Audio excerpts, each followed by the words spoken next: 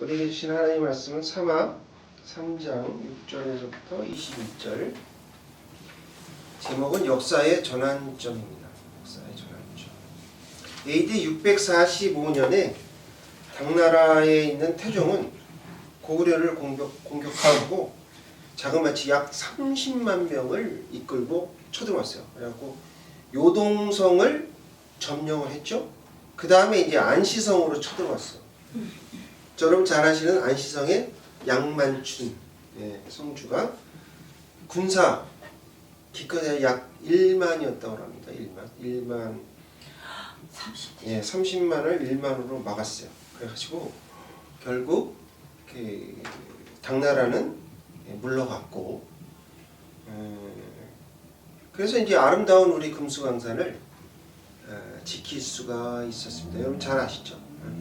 근데 고구려는 그런 사실은 잘 모르시는 것 같은데 700년간을 이쪽 동아시아 쪽에 강대국이 있었어요. 그래서 이제 이 당나라가 어떻게 하면 이 고구려를 무너뜨릴까? 왜냐하면 주위에 자기하고 비슷한 세력이 있으니까 싫은 거죠. 그렇게 이제 했었는데 갑자기 AD 668년에 고구려는 망하고 말았습니다. 그 가장 큰 이유가 뭐냐면 대망리지, 왕은 아닌데 왕이라는 거죠. 대망리지 연개소문이 사망한 후에 그의 아들이 세 사람이 있었어요. 근데 하나는 연남생, 연남건, 연남산, 이 세 아들이 있었는데 그 세 아들이 권력 투쟁을 한 거예요. 그런데 이제 그 권력 투쟁을 한 거를 이제 당나라가 딱 이제 눈치를 챘죠. 그래서 이제 그동안에 고구려를 이게 못 잡아먹어서 그냥 안달이었는데 이제 계책을 세워가지고 연남생과 그 동생들과의 불화를 일으켜요. 거짓 정보를 당나라에서 줘가지고. 그래서 이제 동생과 장남인 연남생이 이제 분리가 되죠. 그래서 혼자 있게 돼요. 그러자 이제 연남생이 당나라에 투항을 해요. 투항을 하고 그냥 이제 했으면 좋았을 텐데 그렇지 않고 모든 정보를 다 줬어요. 이 성은 어떻고 저 성은 어떻고 완전 매국노죠. 그 다음에 그거로 끝난 게 아니라 이제 뭐예요? 길잡이를 했어요. 길잡이. 이쪽으로 저쪽으로 길잡이 했던 거예요. 결국 주요 방어선이던 북쪽의 성들이 싸그리 다 멸망하고 나중에 이제 수도가 평양성이었어요. 고구려는 평양까지 쳐들어왔어요. 그래서 또 이제 3개월 동안 이제 아주 그 공방전을 하면서 막고 있었는데 또 여기 또 한 사람이 있네. 아무래도 뭐 당나라의 무슨 위약을 받겠죠. 승려 한 분인 신성이라는 승려가 평양성의 문을 갖다 몰래 싹 열어줬어요. 그래가지고 평양성이 그냥 하루아침에 함락되고 말았어요. 그래서 보장왕은 당나라에 항복하고 고구려는 멸망하게 되는 것이 아까 좀 앞에 부분까지 좀 잘 보여드렸으면 좋았을 텐데 역사가 그렇습니다. 고구려의 역사를 잘 이렇게 우리가 많이 배우지를 못했는데 사실은 굉장히 위대한 역사예요.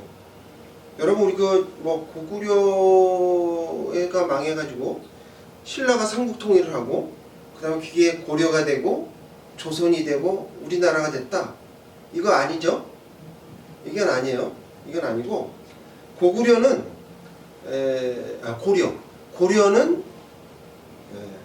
고려는 고구려의 정신을 이어받아서 태조 왕건이 세운 거예요. 고구려잖아요. 구자를 싹 빼면 어떻게 돼요? 고려가 되는 거예요. 그래서 고구려는 무너졌지만 고구려인이 사라진 건 아니에요. 잘못 오해하시면 안 돼요. 고구려인이 사라진 건 아니고 코리아라는 이름으로 지금까지 버티고 있는 거예요.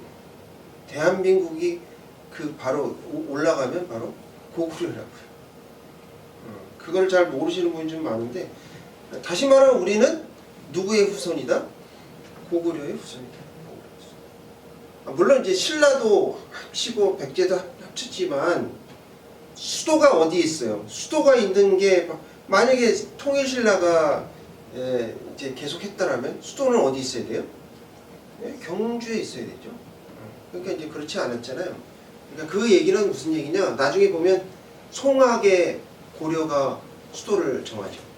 그러니까 그거는 고구려의 정신을 이어받겠다라는 얘기고, 고구려의 지도자들 이런 사람들이 세운 것이 바로 고려다. 제가 왜 이 말씀을 드리느냐? 중국이 우리나라를 여러 차례 쳐들어왔죠. 옛날 이게 어째 지정학적인 곳이라서 어쩔 수가 없어요. 근데 가장 큰 걸 몇 개 말씀드리면, 여러분 고려 거란 전쟁 아시죠? 고려 거란 전쟁, 또 몽골 쳐들어왔고, 다 이건 중국이에요. 중국 사람이거든요. 그러니까 원나라 뭐 이런 거죠. 여러분 동북공정이라고 아십니까? 이게 언제 이제 했냐면 2002년서부터 2007년까지 이렇게 막 중국이 자본과 학자들과 이런 사람을 다 해가 동원해가지고 세계에 막 알리고 이렇게 했던 거거든요.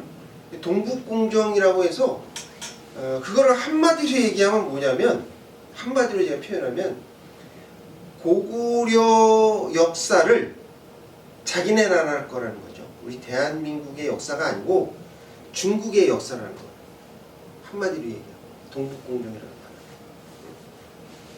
그러니까 이제 억지죠. 완전 그 고구려가 자기네 억지를 하니까. 북한이 그 유네스코제로 해갖고 평양 근처에 무슨 그 분이 있어요. 그거를 등록하자마자 이게 안 되겠다 해가지고 만든 거거든요.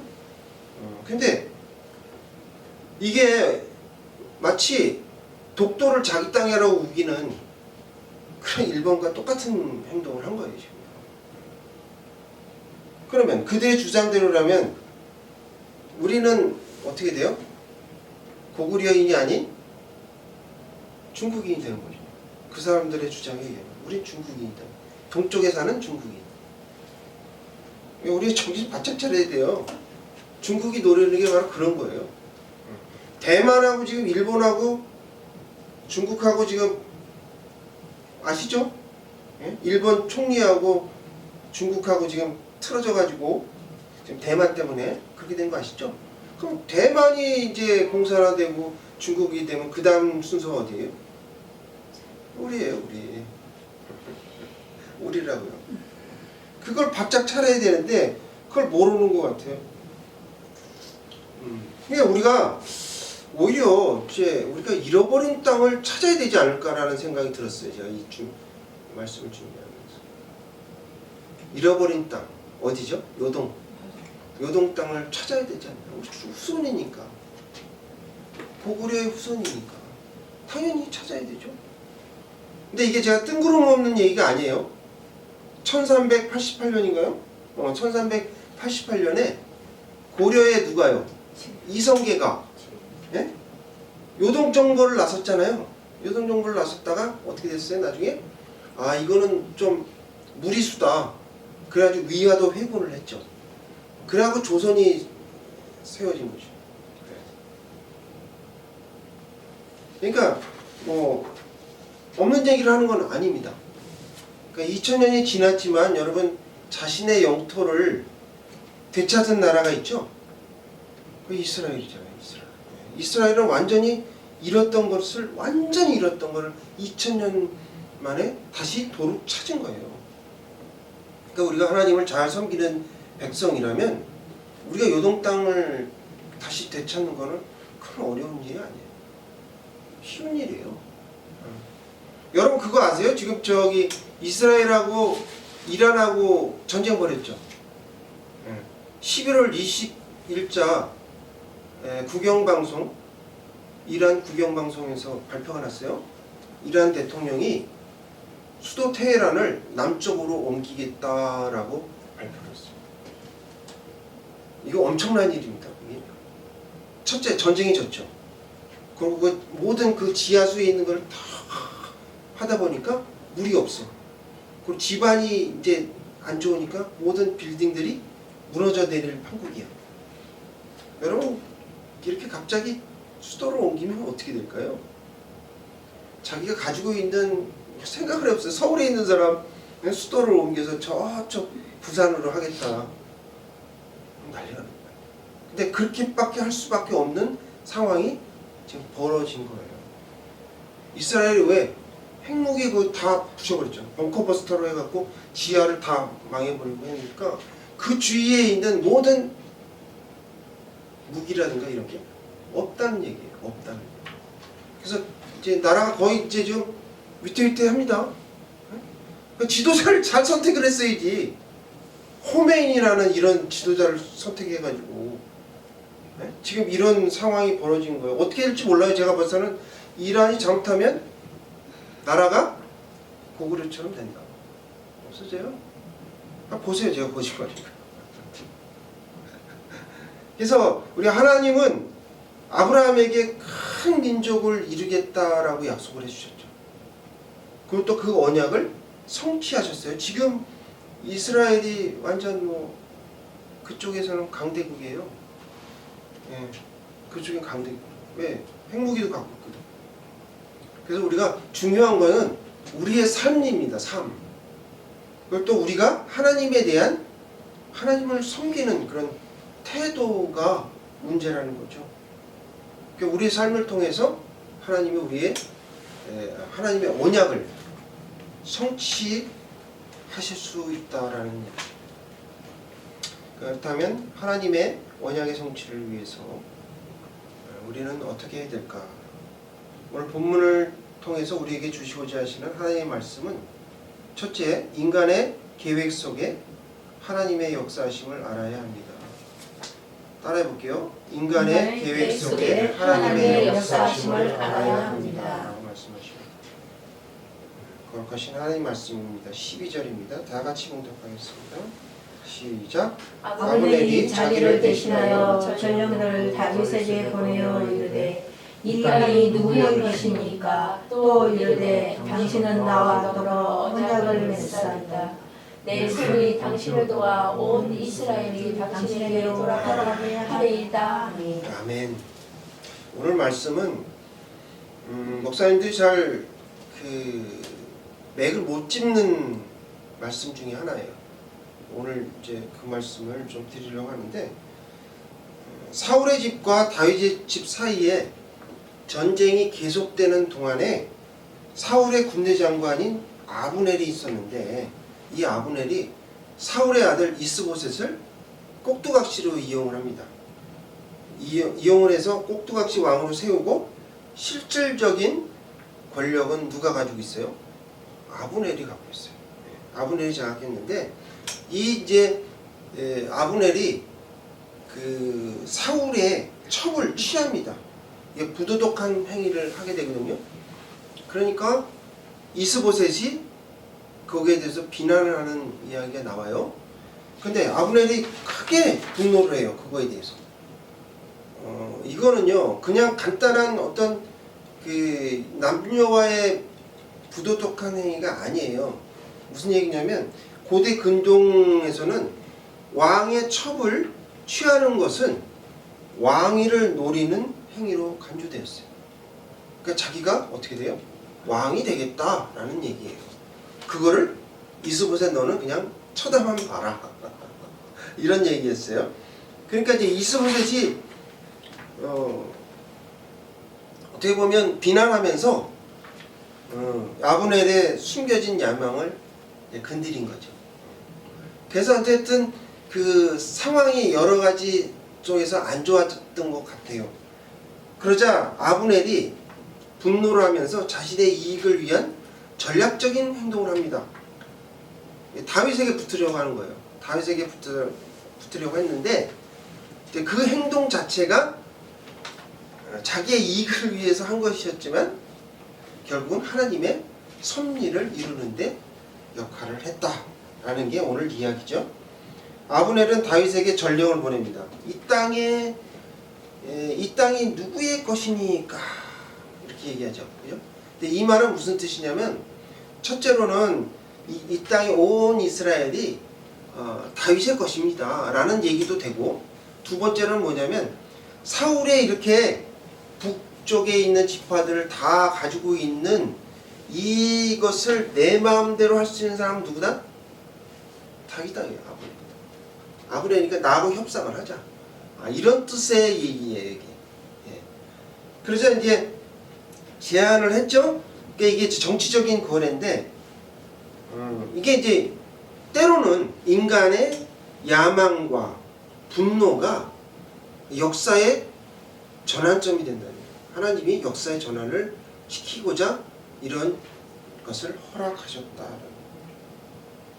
그래서 아브넬은 하나님의 그 높으신 뜻은 헤아리지 못했지만 이 사람은 뭐예요? 기회주의자예요. 기회주의자입니다. 다윗은 아브넬의 제안을 받아들이면서 한 가지 조건을 내겁니다. 바로 뭐예요? 사울의 딸, 자신의 아내였던 이제 미갈을 데려오라, 이렇게 얘기하죠. 근데 미갈은 다윗이 정당하게 결혼한 아내예요. 사울이 살아있을 때 정식으로 결혼했고요.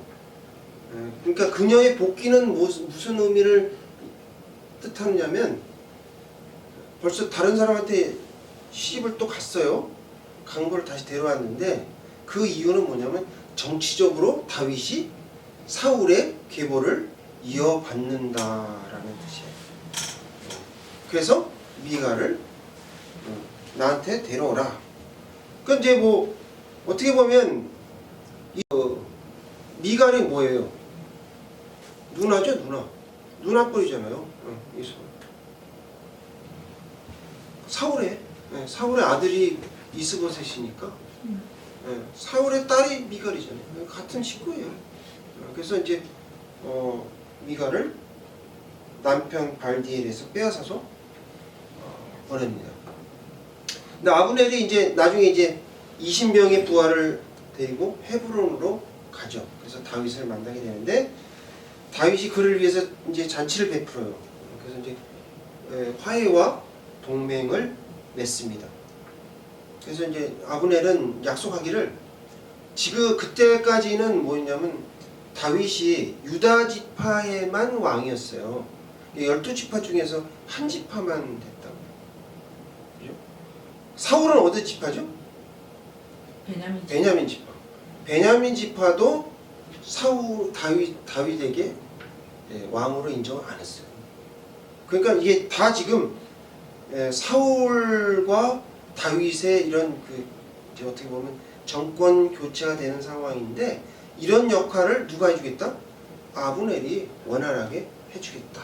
이런 명분이죠. 그래서 자신의 그 배신은 자신이 이제 좀 무슨 얘기예요?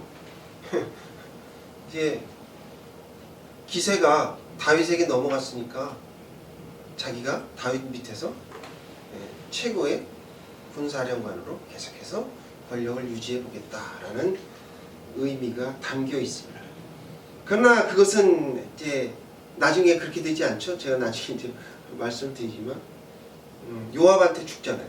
요압한테 죽게 되는데 거기까지 얘기하면 너무 길고, 어쨌든 그래서 이렇게 자신의 이익을 위해서 기회주의자로 했는데 그것이 하나님이 섭리로 바꾸셨다. 그래서 그러므로 인간의 계획 속에 하나님의 역사하심을 알아야 한다라는 말씀입니다. 둘째, 민심을 얻으려면 순리대로 행해야 합니다. 말씀하십니다. 거룩하신 주님의 말씀입니다. 14절, 15절입니다. 다 함께 읽겠습니다. 시작. 다윗이 사울의 아들 이스보셋에게 전령을 보내 내 처음 미갈을 이대로 돌리라. 그는 내가 전에 블레셋 사람의 포피로 나와 정원한 자니라 하니. 네. 계속해서 이스보셋이 사람을 보내 그의 남편 라이스의 아들 발디엘에게서 그를 빼앗아 오매. 네. 좀 이상하지 않았어요, 여러분? 아니 왜 분명히 누구하고 계약을 맺었죠? 아브넬하고 다윗이 얘기가 된 거 아니에요? 몰래, 은밀하게. 그런데 다윗이 누구에게 얘기를 해요? 이스보셋에게 얘기해요.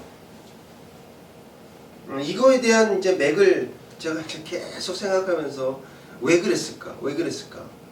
라고 생각을 해보니 이게 아주 그 이스라엘의 분열 시대를 끝내고 통일 왕국으로 나가는 아주 드라마틱한 전환점에 있는 거거든요.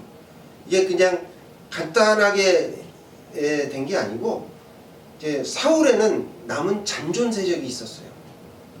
그렇죠? 그 사람들이 반대해가지고 하게 되면 저 사무엘하 2장에도 나옵니다만 요압하고 원래 아브넬하고 막 치고받고 했거든요. 그래서 사람 많이 죽었어요.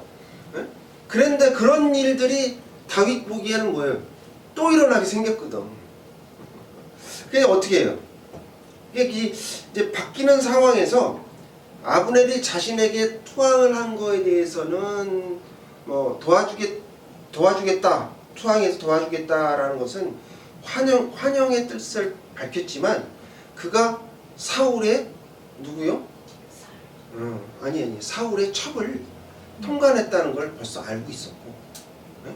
그 다음에 그가 또 이 좌지우지한다는 거, 이스보셋을 꼭두각시 인정을 해서 이거 다 알고 있었어요. 다 알고 있어서 이렇게 해가지고 했다가는 자기가 음모를 꾸며서 북이스라엘 사람들한테 인정받기가 어렵다는 걸 아는 거예요. 그래서 어떻게 해요? 명목상으로 다윗 이스보셋에게 전령을 보내서 야, 너 있잖아 지금 아브넬이 배반을 해가지고 나한테 왔거든. 그래가지고 항복해가지고 이제 통일 국가를 하겠대. 너 어떻게 생각해? 전령을 보내서 소스를 준 거예요. 정보를 주면서 그렇게 했던 것이죠. 그러니까 자신이 음모를 꾸며서 왕위를 찬탈하지 않았다라는 것을 보여준 거죠. 공개적성으로 딱. 그런데 어떻게 됐어요? 이스보셋은 그 사실을 다 알았죠. 다윗을 통해서 다 알았는데 어떻게 하지를 못했어요. 힘이 없으니까. 그래서 아브넬의 배반을 막지 못했어요. 근데 역사는 참 아이러니하죠. 그래서 이제 아브넬이 일시적으로 권력을 누렸지만 나중에 보면 뒤쪽에 보면 수루아의 아들에게 살해당입니다. 그래서 비참한 최후를 맞이하게 되죠. 그래서 역사의 승자는 하나님의 언약을 믿고 순리대로 행한 다윗에게 돌아간 것입니다. 우리가 중요한 것은요, 모든 일이 그래요. 교회 일도 그렇고 뭐 회사 일도 그렇고 다 마찬가지입니다. 인간의 계산으로 내 머리로 모든 것을 한다고 하면 잘 될 것 같지만 그거는 일시적인 것이죠.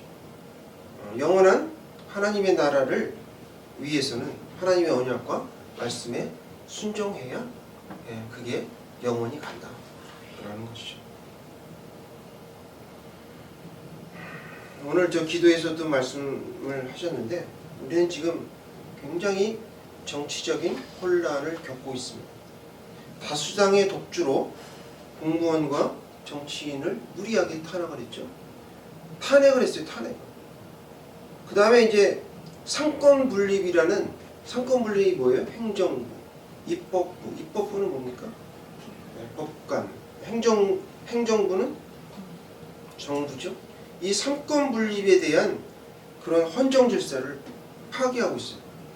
또 대장동 사건 항소하지 않아서 사법 시스템을 완전히 파괴해버린 거예요.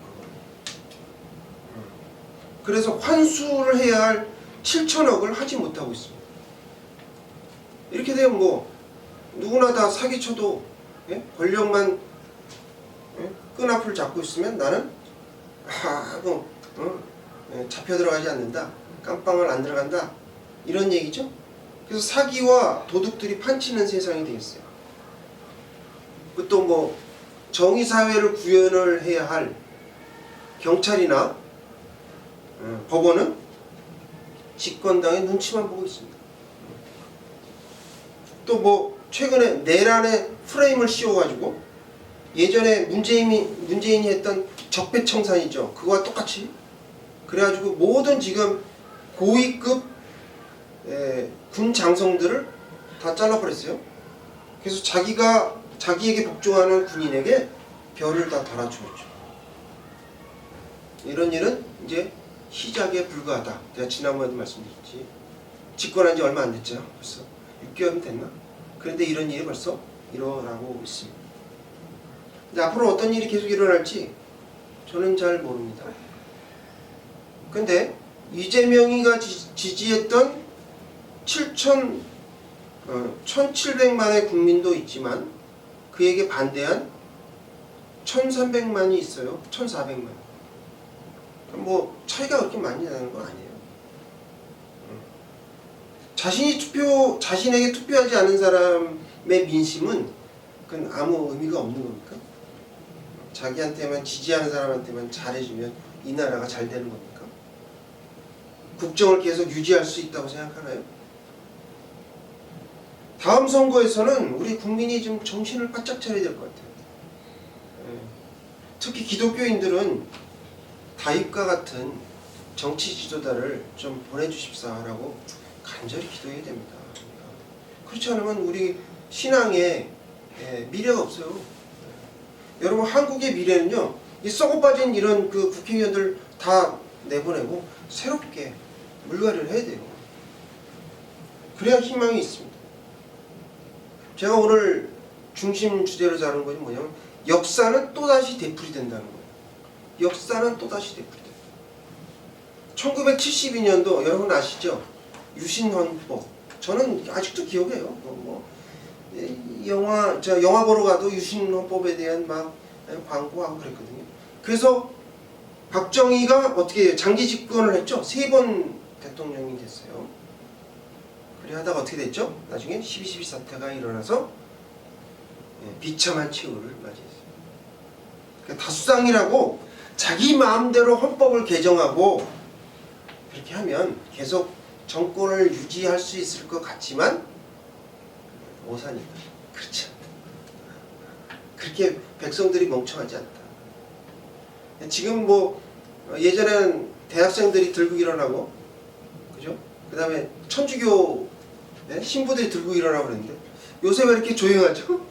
왜 가만히 있어요? 모르겠어요. 왜 그런지.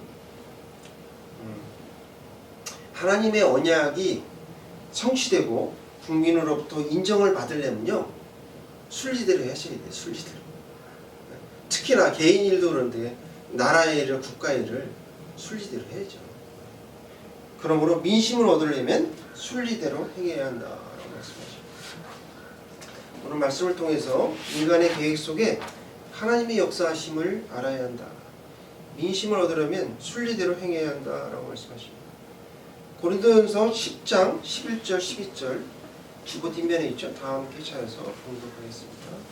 시작.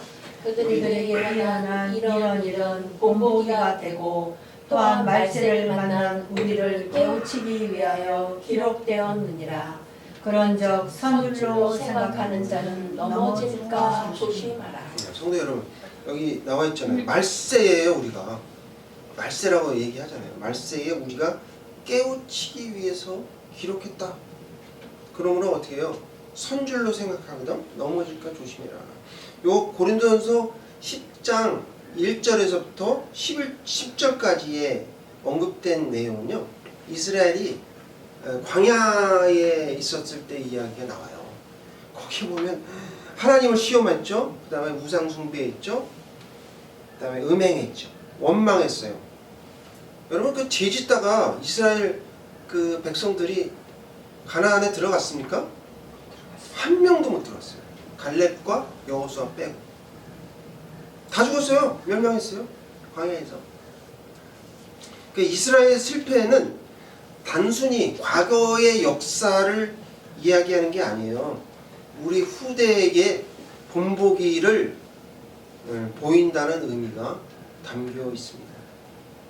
즉 하나님의 백성이 어떻게 살아야 될까라는 부정적인 사례를 보여줍니다. 이게 부정적인 사례를.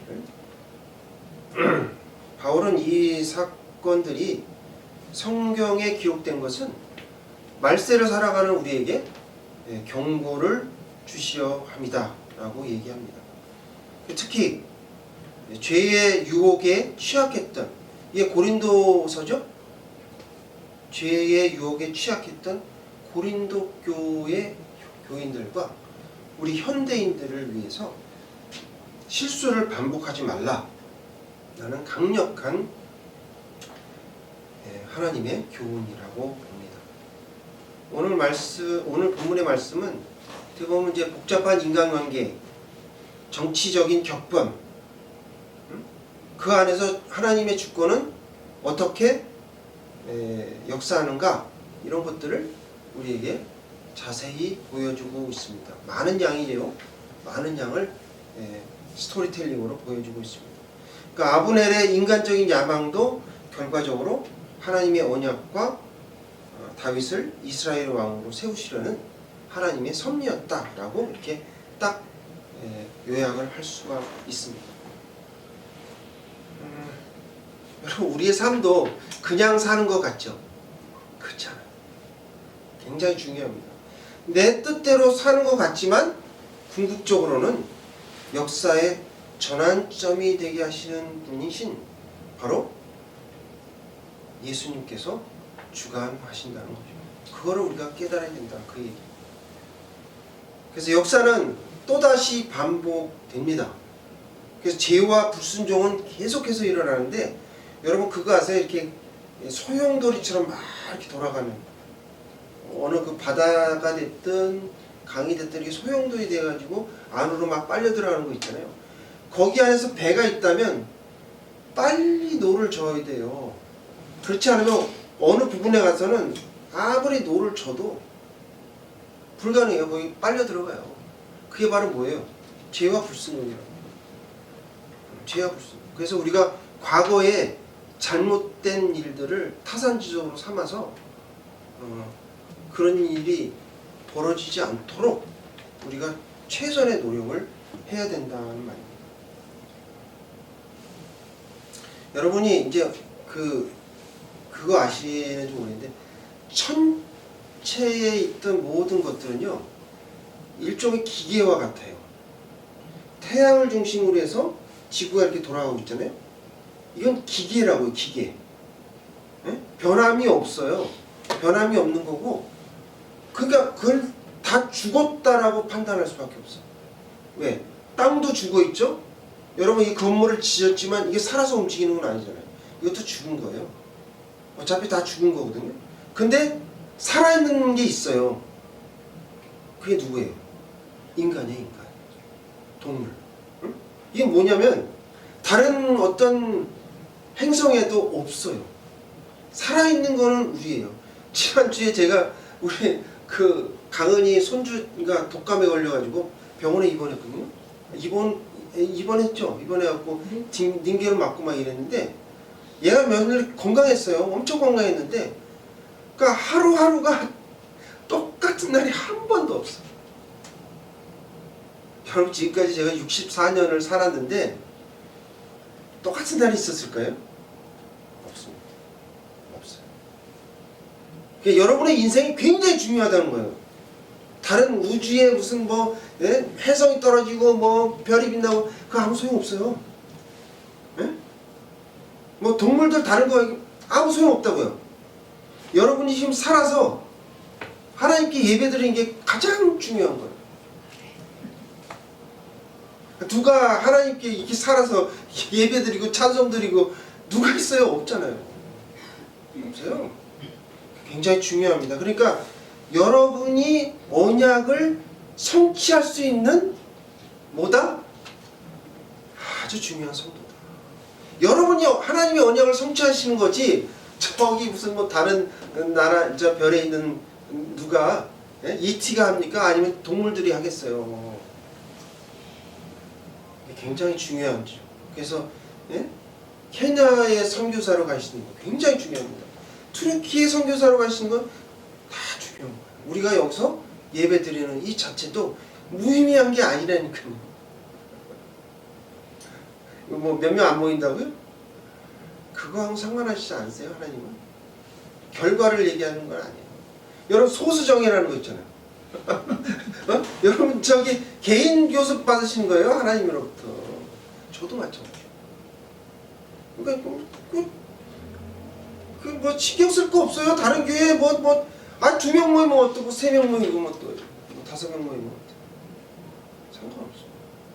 하나님이 다 섭리 안에 우리는 그 역사의 수레바퀴 속에서 가는 거예요. 돌아가는 거예요.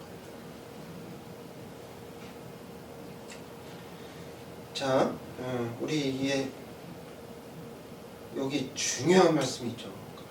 선줄로 생각하면 넘어질까 조심하라. 이건 굉장히 중요한 말씀. 그러니까 목사도 마찬가지입니다. 저도 제가 말씀드렸잖아요. 목사 천국 가기 쉽지 않다. 평신도보다 어렵다. 내가 분명히 말씀드렸어요. 우리 저기 선교사가 있는 투르키에 선교사님한테 그 얘기 또 했어요. 너 선교사 간다고 해서 다 된 거 아니다. 천국 가기 더 힘들어. 우리 힘든 거예요. 그러니까 여러분이 선줄로 생각하지 않고 넘어질까 조심하시는 사랑의 나눔교회 성도님들 다 되실 주님의 이름으로 축원합니다. 기도하시겠습니다.